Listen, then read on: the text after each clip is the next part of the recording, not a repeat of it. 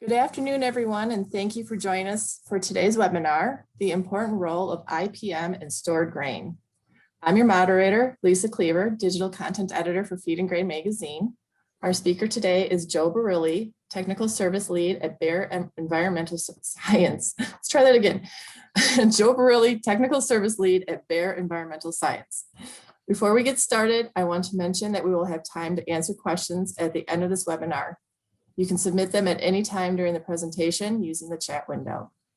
We're also recording today's webinar, and you'll be emailed a link to view on demand within the next week. You can also go to our website, live.feedandgrain.com, and view it on our webinar archive page. I'd like to take a moment to thank our sponsor, Bayer Environmental Science. Bayer's vision for the future is a world where there's health for all, hunger for none. As a leader in agriculture, Bayer delivers the science, innovation, and knowledge to help nurture and protect our food supply, as well as the environments where we all live, work, and play.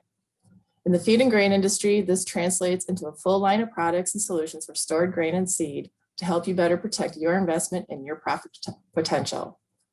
Once again, I want to thank you all for spending part of your day with us. And with that, I'll turn things over to Joe. Okay. Thank you, Lisa. Good morning or good afternoon, wherever you are in the United States, whatever time zone. Appreciate you joining us today. I want to thank Lisa and the people at Feed and Grain for helping us get in front of you today. Our subject today is we're going to talk a little bit about insect control and integrated insect management and stored grain and commodities. My role at Bayer as technical service lead is to provide portfolio and technical assistance, both internally to my own teammates, as well as externally to our customers in the field. I sort of pick up in the food safety chain where my brothers and sisters on the crop side, they're the people who create the technologies to produce high yields, high quality yields for the growers around the world. And then in the chain and the path, the travel that food makes from farm to table, I sort of pick up the slack post-harvest, where we talk about pest management everywhere from where we're going to talk about today. And that means stored grain protection all the way to the consumer's table and including the consumer's table, because I cover pest management issues in both food processing, food retailing, food service, and then even all the way down to residential pest management. So we're going to talk a little bit about some basics of integrated pest management. And we're going to focus a lot on my favorite critters. I'm an entomologist. So these are animals, the insects of the world that are out there that have been fascinating to me. And they are a challenge. Now, I think for many of you out there who are confronted with an insect issue, it can be infuriating. It can be very, very, it's a consumer of your time and your attention when you don't need to be thinking about these things. But please try to understand that these animals are just so good at what they do. And this is why we have to kind of pay attention to them 24/7. We always have to keep them in the back of our mind when we talk about protecting the commodities, the harvests that are coming from the growers out there, and before they go on their journey to become something else in other parts of the world. You see this statistic up here that's been around for a long time, that USDA, they estimate the post-harvest losses from pests to be a very, very significant dollar amount. That's going to continue. When we talk specifically about insects, one of the things that I think brought me to this science, I grew up as a kid outside all the time in New England, and I was always about animals. I fished, I hunted, lived on the beach. I spent my summers up in the western woods and the mountains and lakes in Maine. So I used to see a lot of critters running around, but insects fascinated me when I went to school. And one of the things we have to understand about them and why they're difficult adversaries when we talk about trying to protect our product out there is their incredible adaptability. We joke in the entomological sort of world that there's an insect for every environment, and that fundamentally is true. Not only are there many, many species, if you listen to a insect taxonomist, that's someone who is knowledgeable about the classification of these animals. They tell you there's over 3 million described species of insects, and they'll also joke, but they're not really joking, that there's probably another 3 million we haven't discovered out there. Another thing about our insects adversaries, the pest insects that we deal with, which is a very few number of those 3 million insects that are running around the planet right now. But they can change before our eyes, and we see them adapt to the things that we do. And one of the things we have to understand is that insects rely on us in many ways to provide them the resources that they need. And what we have to do when they become a problem is we have to think not only about just killing them. It's, targeting insects and killing them and sort of getting them out of the picture is only a temporary fix. But by understanding how they live, what their life cycle is, how to manage that life cycle, how to manage the environments in which they live and they depend upon, we can be much more efficient in pest management, much more, I guess you'd say, environmentally friendly or societally friendly in regards to how we're going to control this damage. And in the long run, we're going to perform better. We're actually going to protect our commodities much more efficiently and effectively in the long run. So we have a real tough adversary out there, these insects. But let me teach you a little bit about the basics of pest management. If you're not familiar with this, you look at this image here, this triangle. Now, many of you out there might either be a volunteer firefighter where you live, or you have firefighters in the family. But if you're going to engage in becoming a firefighter, one of the things you typically do is you get sent to the State Fire Academy, and they teach you something here that's very similar to this. They teach you the fire triangle. The fire triangle teaches us that there are 3 essential resources that, for a fire to occur, must be present. Those resources are fuel, something has to burn; temperature, that means that there has to be an amount of temperature, a rise in temperature to not only the ignition point of the fuel, but it has to be sustained so that the fuel will continue to burn. You need that heat present. And then the third thing is oxygen, or some kind of gas that supports combustion. Okay. Now, as a firefighter, your job is, when you approach a fire that's out of control and you need to control and extinguish it, your job is to try to eliminate or control one or more of these resources. Because if you can take one of them away, for instance, if you can take the temperature away from a fire site and you go below the temperature ignition, you have no fire. It's very similar with what we do with pests. This is the pest triangle. This was taught to me many, many years ago by a fellow entomologist. And this is true in every aspect of pest management, whether we're talking about stored grain in a bin, whether we're talking about a milling site, whether we're talking about the storage of flour, or we're talking about the processing of the product, let's say in a baked goods, the transshipment, the warehousing of it, the retail of it, and then the consumption of it by the consumer. These 3 resources, food, water, and shelter, have to exist for our pest population, our pest species, to be successful.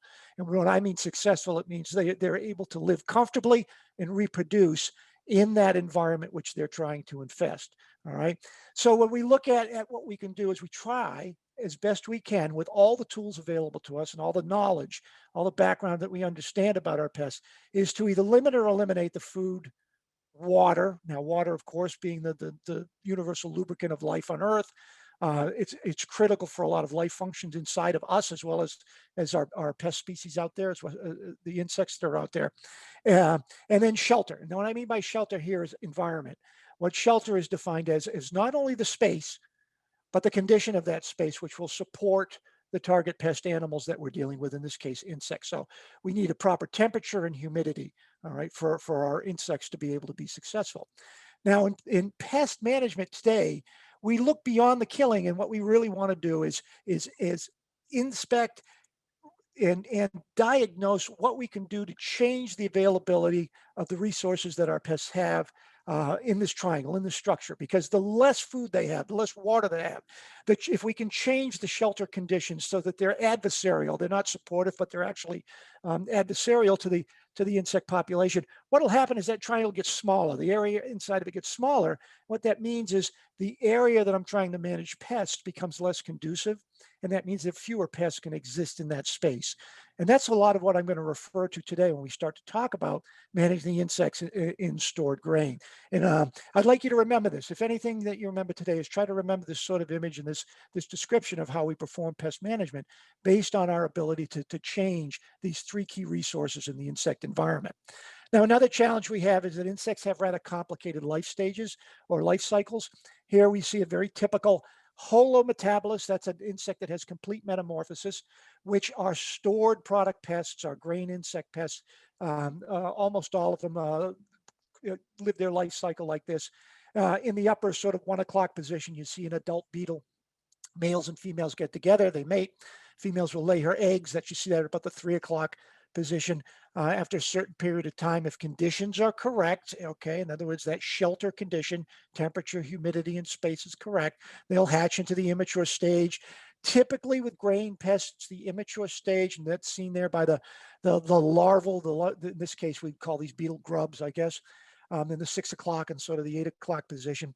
That's the damaging phase, certainly in most stored grain situations. These animals feed, they shed their skin. That's how insects grow. They don't grow like you and I. We have our skeletons on the inside. Insects have their skeletons on the outside. And even a soft-bodied grub has to actually shed its skin to go on to the next phase.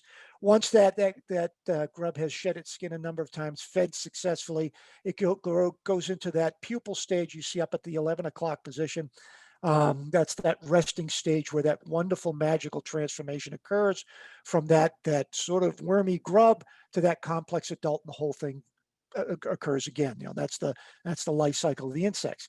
Now there are variabilities when we look at this, and we have to understand them. One is seasonality. The physical conditions of the seasons can affect life cycles. They can extend them. They can stop the development cycle of our grain pests. We have to really understand that in regards to whether or not we want to intercede in some way, do something active in regards to managing these pests. For instance, if we're getting into the late fall into the winter, temperatures are starting to drop. The application of grain protectants is usually not warranted because the activity of the insects in that stored grain may drop to the point where it's negligible. So you're not going to make much difference between making an application now or later on next season when it makes much more sense when the insect activity starts to pick up again. Now, another concept I want you to understand, we'll talk a lot about today, is this concept of alternate or refuge harborage. A lot of what our attention today is on protecting the commodity as it goes into storage. But so that's sort of the main harbor site where the insects are living, they're successful, they do their damage. But part of the baggage that we carry, some of the burden that we carry, is that because insects are so adaptive, because they're so good at finding these resources, we also have to pay attention to some very minor situations. We call these alternate or refuge harborage sites, and I'll describe them in more detail a little bit later. But these become anchor sites. These become sites which these are the harborages that we forget that the insect life cycle can go on, that small resident populations can exist between the cycling of your grain, your commodity in and off the property. And these are the points of reinfestation, quite common when we talk about having ongoing or regular problems with insect activity in our stored grain areas. Now, I don't know if you're familiar with this term, but it's bandied about. It's been around for my entire career, 42 years. I learned about it first in potato fields and wrapper leaf tobacco and cranberry fields. But that concept of integrated pest management, what this essentially is you see here in those bullets at the bottom of the page. I've always defined IPM. IPM is like a flow chart or a roadmap. And when we want to look at the entire pest issue and we want to manage pests continually that threaten what we're trying to protect, we follow this path, and this path actually repeats itself. It sort of circles back from that bottom bullet to follow up to start all over again. Notice that there's a lot of aspects of pest management that have nothing to do with chemistry, and here I am as a representative of a global insecticide manufacturer telling you that the vast majority of the time that we spend as pest managers, and certainly in my world, is looking at our pest problems and advising and teaching and acting in these steps above that have nothing to do with applying insecticides. That's where the investment in time and effort come in that are going to pay off long term, because it's very easy in basic terms to murder insects. It really is. It would, you could fumigate anytime you want, and you're going to kill almost all the insects, if not all the insects in your stored grain. But it does nothing for reinfestation. So the IPM model is just as important in stored grain pest management as it is, let's say, in cockroach management in a restaurant, or bed bug management in an apartment building, or flower beetle management at a flour mill. So let's keep our eyes on and remember what IPM is, and I'll refer back to it as we go through this particular model that was created quite a while ago, the SLAM model. And we're going to talk about that specifically as we go through each step. But I want to point out some minor things, maybe some things that'll resonate with you, and pay a little attention to details, because there are a lot of situations that we're busy people. Our schedules are very busy. I know a lot of you on this call aren't as passionate about insects and managing insects that I am, but I want to try to kind of get you aware of some of the situations that you have to pay attention to working through this SLAM model. So let's start with our S, which is sanitation. And let's start about talking about what the site sanitation means. And I use this term here, it's all about the spills, okay? Your bins are in good shape. You're very good at moving your commodities into storage, out of storage as needed, et cetera. But we all know that operations, there's grain going to be ending up in places it really doesn't belong, and it's out and available. Now, not only do we have to worry about the sanitation in and around the bins, but we have to think about the equipment that moves the grain from one spot to another. So that includes the conveyors, the belts, the augers and such. And also right down to the vehicles. That means whether it's trucked in, whether it's in trailers. And I'm going to go even farther that this is sanitation in a site. And I do define a vehicle as a site. Has to be paid attention to, okay? So even if we're talking rail cars, all right? If we're talking barges, if commodity is taken out of those transport vessels, we have to start thinking about the sanitation of the grain that remains in them, because those become those anchor harborages. If it sits for a long period of time, if it accumulates and it's never moved out, a very few number of insects can find their way to these anchor harborages, to these spill sites, to these residual amounts of grain in these conveyances, in this equipment, and they can keep an infestation going. They are the reinfestation sort of sources for new commodity, new grain that's coming in that may be in perfect, pristine shape before it goes into storage. So remember that your sanitation is not just about around the site, but it also includes the equipment on site as well. There's also a very important component to this concept all about the spills, and you can see it here in this particular image. It might be hard to see, but if you look at the bottom of the image, you can see some grain that's on the ground. It's probably been, it's fallen out through the conveying process, through the movement up into the bins. And we see a very good example of secondary pests that can become very, very important, not only to you on site, and certainly in these days of FSMA, now that FSMA is here, it's in place, the FDA is doing these inspections. We have the auditing situations for the end customers, where auditors are starting to show up. We want to maintain our grain in not only as high quality situation as we can, but also as clean, meaning sanitary condition, because the presence of any kind of pest in these situations is probably going to be a red flag and cause some anxiety, and may cost you money in the long run as to where you really want that grain to go eventually. And we see right here, I don't know if you can see it in the picture, but you look very closely, there's a bunch of pigeons feeding on that spilled grain there. And if they're successful, if this is a common occurrence at this particular site, we're going to end up with a roosting situation nearby, and eventually the birds are going to take advantage of that, and you're going to end up with a bird problem. And bird problems are very expensive, they're very complex. And just the simple act of site sanitation is enough that if these birds can't find sustainable food, attractive food for them in quantity, they're going to move. They're going to move, or the populations are going to be much, much, much smaller, to the point where they may not be significant. And I also throw rodents in there, depending on where your site is. Both rats and mice can become a problem in these spill situations as well.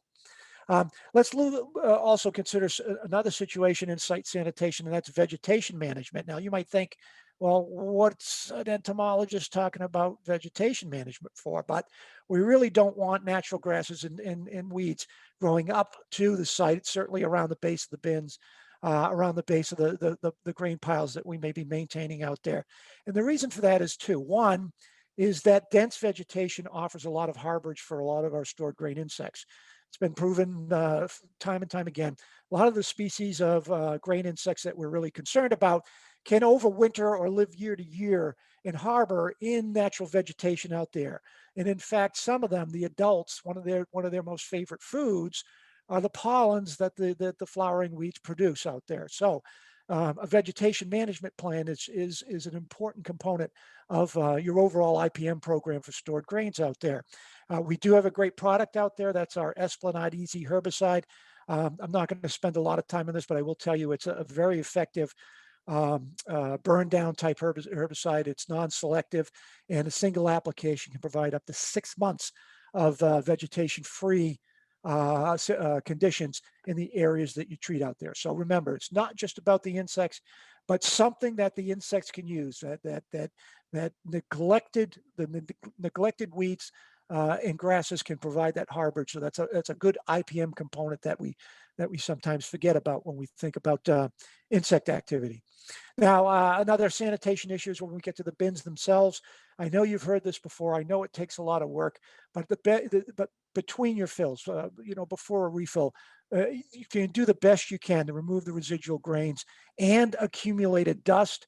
Pay particular attention to any opening in the bin, whether it's a door, whether it's a vent. Watch out around seams and such where residual grain and dust can collect. These are the perfect anchorage harbor sites for a lot of the insects that we deal with. You can think that you got every kernel of grain out of that bin, and you've got these small deposit of this material that just collect in just the physical features of the empty bin itself. So it's very, very important to remember that bin sanitation. We move on to our next letter, and that's loading. That's the movement of grain. Remember that the movement of grain creates friction. Friction creates heat, and we know that grain's a wonderful insulator. And what can happen is that if grain is loaded specifically in bins, but also in some temporary situations, and it's not evenly spread, we can end up with a heat sink. In other words, a heat island in that stack of grain. And because it's such a good insulator, any insects that may be in the grain, even if it's very, very few, they'll actually be attracted to that heat sink if it's more comfortable for them to be there. In addition, that heat can also hold moisture. We know that moisture is a problem with grain, so it can spark fungal growth. Fungus is the fungal growth. Not only does it damage grain, it can also be an attractant to the insects that are either in or close to this accumulated grain out there. Now, during loading, this is a time that we can take an active measure to control insects. This is the point where we often apply our grain protectant insecticides, and they're applied during loading, usually on moving conveyors and such. We'll talk a little bit more about Bayer's portfolio and some of the aspects and some of the attributes and features of the products that we can offer to you. But this is typically the time we put those protectants on to protect that commodity there. The next letter in our SLAM program is aeration, and aeration is important again. Lowers the grain temperature, all right, that may occur, during loading and such. Remember, these are all the small sort of physical requirements that insects have, and the more we can do to take away or reduce the positives, the contributory conditions of that grain in storage, the less insect pressure, less traction an insect population has to reproduce and start and cause problems down the road. So aeration lowers that grain temperature, it lowers that moisture that may collect in the grain, and it slows insect development. Remember that insects they have a pretty narrow range of both temperature and humidity where they're active. And if we can be below or above those ranges, we slow, or even in some cases, we can stop that development, and we can really put a squash on propagation of the insect population in that commodity out there. Now, the final aspect of the final letter in our SLAM program has to do with monitoring. Monitoring is work, okay? Monitoring takes time and monitoring takes effort, but regardless of what you do in pest management, and again, whether it's we're talking about grain insect infestations, whether we're talking about cockroaches in a hospital, whether we're talking about chinch bugs in a lawn, IPM teaches us across the board that active monitoring is a huge contribution, because how do you know what's going on with your potential pest population unless you're out there actively looking to find out if there's activity, red light, green light, and what that level of activity may be. Is it going up? Is it going down? Am I doing something to interdict, to be active in pest management? Is it working? We find out these things through monitoring. And we can do that actively with probes. We know that when commodity moves from place to place, it's often probed before it moves off-site or onto the new site. There's also the passive technology. Many years ago, I worked for the Zoecon people when the insect pheromones were first coming out. Boy, what a wonderful technology, utilizing the pheromone traps and probes that are out there, which actually pull the insects. They draw the insects in with mimicking the chemistry of either physical attraction that insects use to communicate with each other, or in some cases with a lot of the beetles, we use very concentrated food attractants to pull them in and monitor them. We've watched in the subject of monitoring where technology in pest management's coming forward. For in grain situations, the automatic temperature and humidity monitoring systems, certainly in bins, may be very valuable. They find the heat sinks, and they help you sort of predict that I've got to get active. I've got to either aerate or reload the grain, or perhaps, long term, I'm going to have to end up spending some time and money fumigating to get rid of an insect population that's going to explode, because of the physical conditions of the product in storage out there. Now, we're going to move on now. I think, we've moved on through our IPM program. We're going to start to talk a little bit about the stored grains that are stored grain insecticides that are out there. We have lots of approaches that I typically call this the active control efforts that are out there. And we start with fumigation. I'm not going to spend a lot of time on fumigation. I'm not an expert in fumigation. Although I've done a bunch of rail cars in my past history. That was something I did quite frequently in the days when we actually fumigated in transit. But we know fumigation extremely effective. We can bring insect populations down to zero if the conditions are correct, but fumigation can be complicated. Often grain is fumigated prior to going into long-term storage.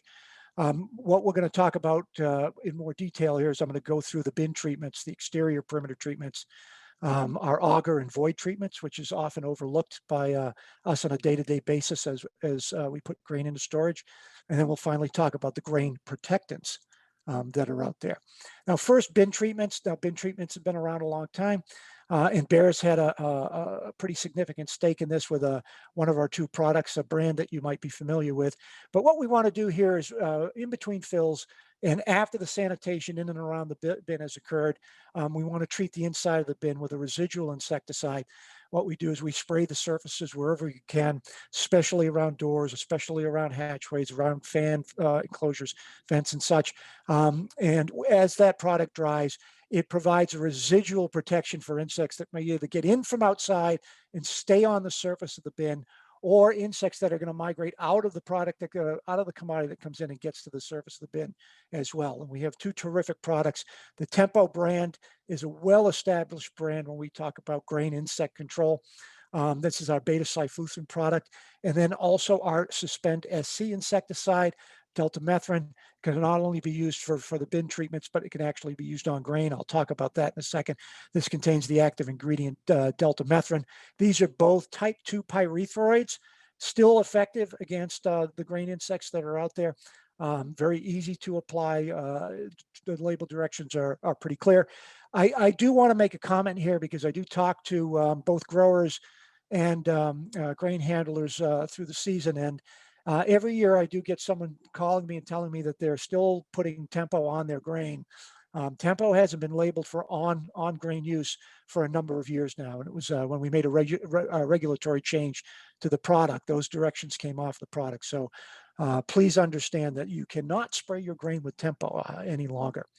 As a follow-up to the interior bin treatments, we do recommend you do the exterior perimeter treatments around the bin with either of those two insecticides, the Tempo SC Ultra and the Suspend SC insecticide. And what we want to do here is we're going to get residual control around the outside of the bin at the base. You treat them. You treat those areas. You treat the perimeter zone, a couple of feet out from the bin, as well as about 3 to 6 feet up the bin, especially again around any kind of opening in the bin itself, because of those populations of grain insects that may be living outside as they move to the bin. As the bin becomes warm, as odors are occurring, these insects can pick it up. They're going to move and they're going to land on a treated surface, and you're going to stop them before they can get in and start to cause problems out there. Now, a hidden area, when we talk about these treatments and the use of insecticides, for grain insect control are these auger and void treatments. Okay, now there's a lot of areas and a lot of bin architecture. There's false floors, there's the auger itself, and these are very difficult to get active insecticides down into to control any resident insects that find these sites. They're hard to clean. You end up with these anchor harborages again, especially in the false floors and in the voids under the bin. We have a formulation of insecticide that a lot of people probably have never even been aware has utility, and that's a dust. Now, in the world of insect control and insecticides, when we talk about residual treatments and contact properties, often the most effective formulation, the most effective way to deliver an insecticide to an insect is via dust. Dust will outperform liquid treatments even after they've dried. Um, uh, Especially long term. Dust formulations provide long residuals. They get the dust on their bodies. The active ingredient will transfer through the exoskeleton of the insect. In addition, many insects groom themselves continually. They're cleaning off their mouth parts. They're cleaning off their antennae with their mouth parts. They, believe it or not, they'll actually bite their toenails. They put their front legs in their mouths and clean off because there's sensory organs on their foot pads. And this is a way that they ingest the dust, and you get the active ingredient right into the digestive system, into the gut, and it gets to the action sites within the insect very, very quickly. But there's a problem with dust. As effective as they are, is most dusts are extremely sensitive to moisture. And what that means is even whether they get wet directly, they flood or water gets on them, or even in environments which have a very high humidity, which an auger site, which a false floor, which a void under a bin may have, as ground moisture is picked up, the dust formulations are usually rendered useless. They clump, they can sort of fall apart. The insecticide is made inactive. But what we were able to do at Bayer a few years ago is we've created a dust product, our Delta Dust insecticide, that has a very unique carrier that's actually waterproof, to the point where if you had ever seen me and my colleagues at the Jeep show or Operative Millers, we often bring this as a demonstration. Is we have a cylinder of water with a tablespoon of our Delta Dust in it, and you can just shake it up, and the dust will sort of float to the top, and you can see it's still a powder. So this is a way that we can get into these small environments, these anchor harborages, following label directions, do these applications between fills, and you're going to get a long-term residual protection from a dust formulation, which is very, very effective at getting that active ingredient onto and into our target pests. Finally, our grain protectants, okay? And these are the insecticide formulations that we put directly on our grain to protect them long-term, especially grain that's going to go into storage for an extended period of time. All right, now these products are typically applied in water-based sprays, although our suspend product can be applied in oil-based as well. Typically on a conveyor system. We have the spray system that as the grain moves along the conveyor, the spray stream hits the grain, and in a significant portion of the grain is in contact with the insecticide, goes into storage. All right. Now, our Suspend SC insecticide is sort of our all-around player as a grain protectant. Again, a delta methrin active ingredient. This is a water-based suspension concentrate. That means that the insecticide is in this formulation as a solid crystal. That means it's going to hold up very well once it gets on the grain, provide some good residual protection for grain insect infestation out there. Our second stored grain insecticide, and this is our new product, or fairly new product, is Sensit. Now, Sensit is an interesting product. The active ingredient in Sensit is spinosad. And spinosad is a naturally derived insecticide. It's actually taken out of a soil bacterium that occurs naturally in soils.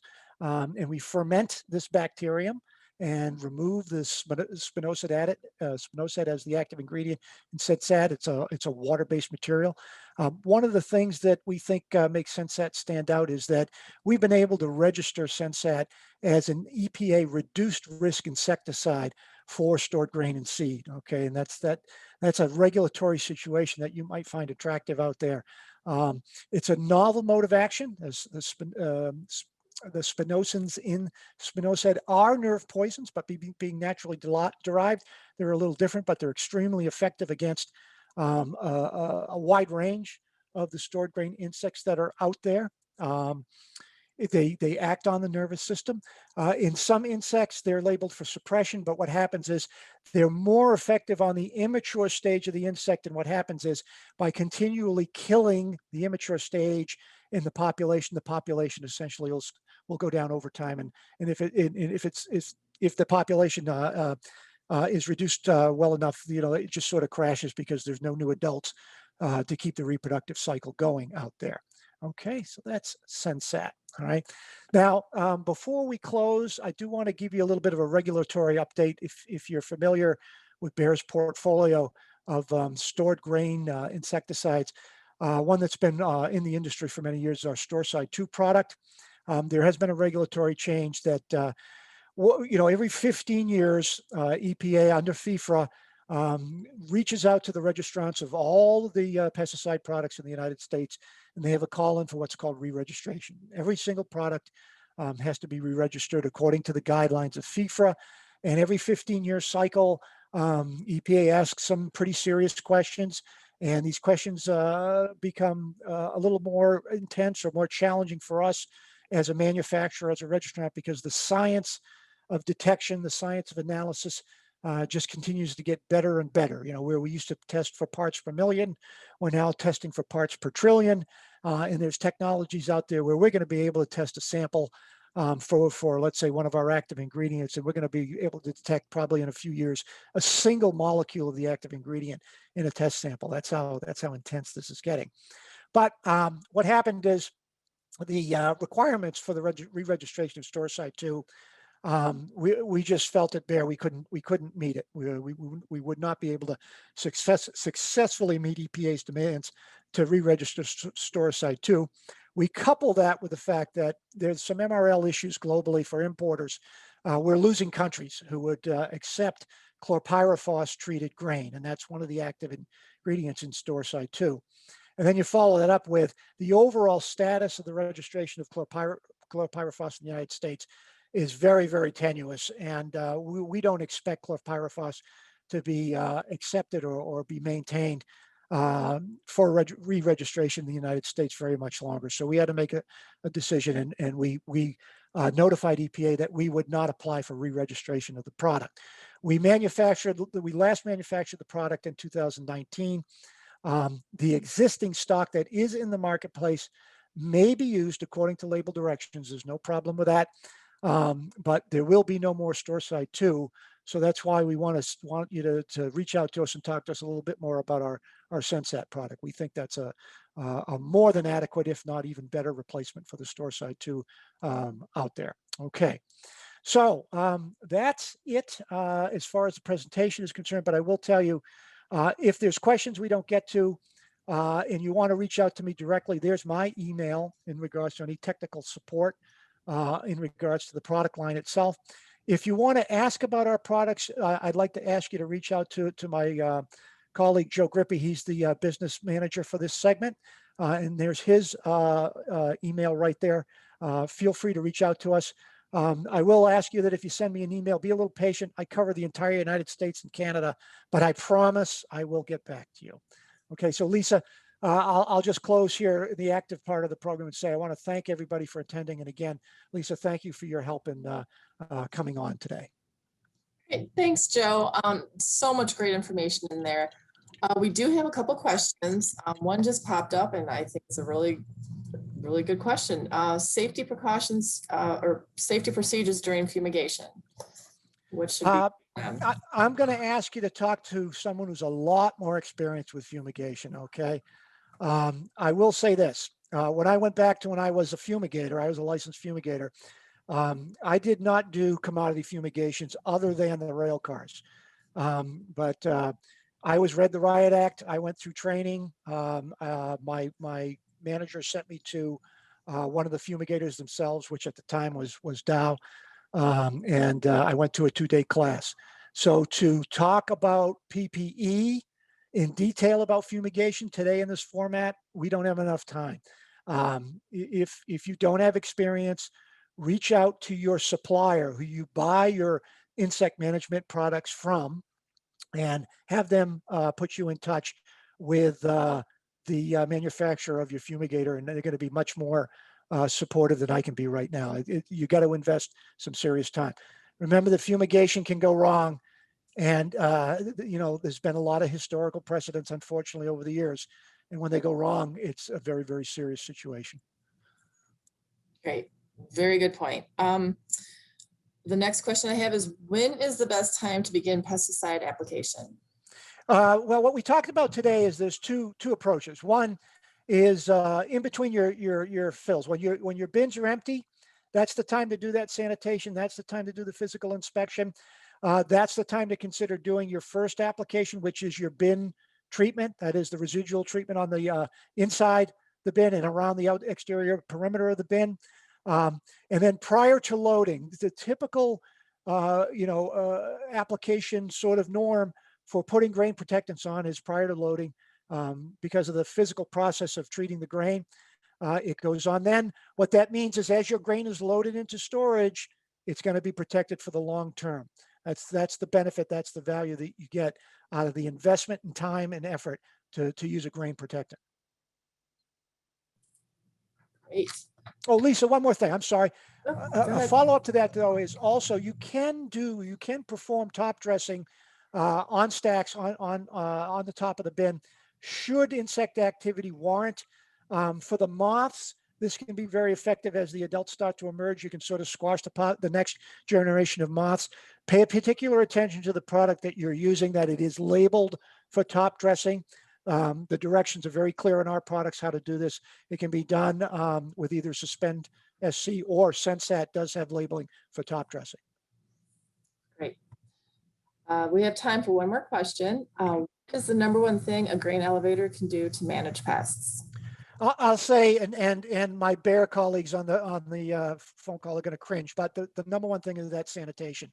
And not to scare you, because I know these sites are huge, but stick in your head the term micro sanitation. Okay, the deeper you can get from everything, from the trailers coming in, the trucks, the loading bins that you use, the preload sites, the augers and the elevators. I know it's hard work. I know it's awful. But the more that you can take that stuff away, the more that you can shrink that pest triangle in every site that you can on your property, the better you're going to do in the long term. Insecticides are wonderful products. They are very contributory, but they are short term. They really are. Even though we say, oh, you're going to get 12 months residual, up to 2 years out of Sensit.